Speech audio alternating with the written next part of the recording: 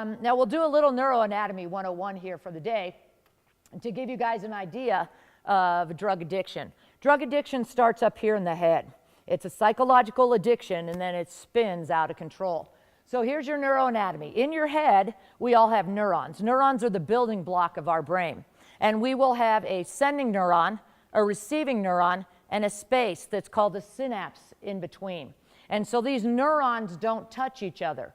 But the way that they talk is they talk through the release of neurotransmitters. They talk through chemicals. So we have billions of these neurons in our head. So this could be one. There are different lengths where it comes down here. It gets fired from one over here, stimulates this one. For it to stimulate the next one, because they don't touch, they drop chemicals. And then this one fires, drops chemicals to the next one, it fires.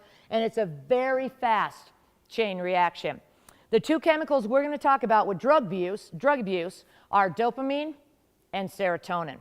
Those are released anytime you do drugs. Depending on the drug, it's one, the other, or both. Also happens with nicotine when you smoke cigarettes. Well, these are neurotransmitters that make us feel good. And we have them in our brain. We have a bunch of pockets in our brain. We're born with them, and we'll have them throughout our life.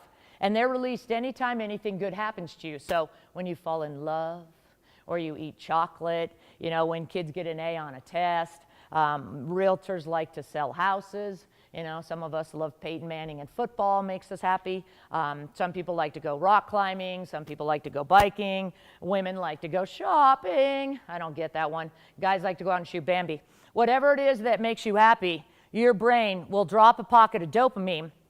A chemical comes out, binds on the receptor site of the receiving neuron, and it fires this neuron, and everything starts tingling throughout our body. We feel good, but after a minute, our brain says that's enough. And we have uptake mechanisms that suck up all these molecules, and they're stored in our head for another use. They store in these pockets until another good thing happens to us in the course of the day, like when we get off work or we get home and see our loved ones and our family. These are normal processes that go on in all our heads multiple times every day. Well, when you use drugs and smoke cigarettes, these chemicals get released. But it's different than a natural release. So say I had some crack cocaine on me, and we all sat around and smoked some crack for a few minutes. We are going to feel really good because drugs release more dopamine than a natural release. And with cocaine, they say it's about 3 times as much. So you use cocaine, extra pockets break open, you get extra chemical down here, but you also get the drug that sneaks in the synapse here, and you get a blocking mechanism that'll come over and they block the uptake. So now when you use drugs, those chemicals can't be reabsorbed and stored in our brain for another use. Not all of them get to bind because we don't have enough receptor sites, but the bad news is these chemicals stay in the synapse, they auto-oxidize, they turn into an oxygen-free radical, and they start eating away at the brain cells.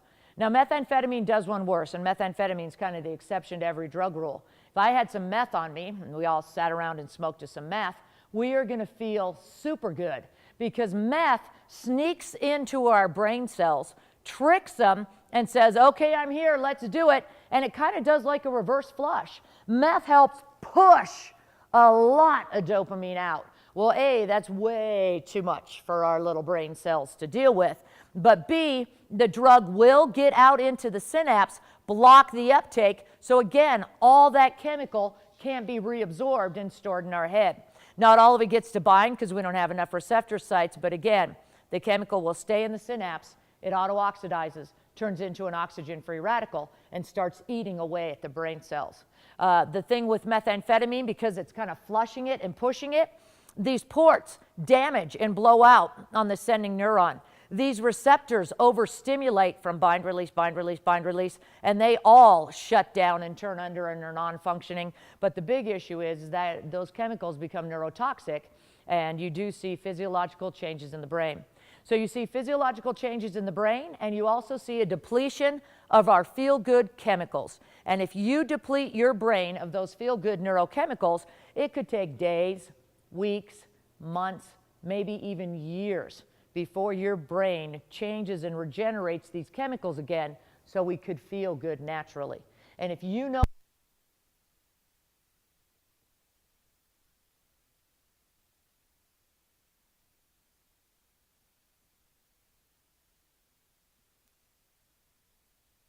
Some become extremely suicidal.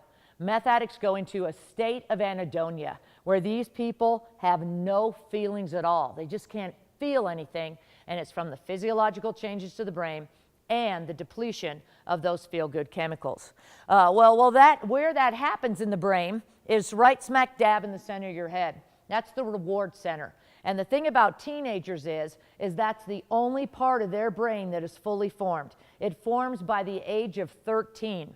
The bad news is the rest of their brain is not developed yet. And it's not wired to talk to our frontal lobe or our prefrontal cortex here that helps with our higher end thinking, our decision making, problem solving, knowing right from wrong, putting the brakes on a lot of things we do.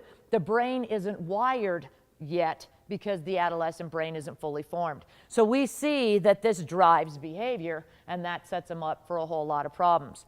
So what happens in that part of the brain is whether you do something good, like go to dinner and a movie with friends, or you do something negative, like using drugs. This part of the brain gets stimulated and goes, ooh, I kind of like that. Do that again. And so you get with friends and you go do things that make you happy. Or if you use drugs again, the feeling comes back and you feel good.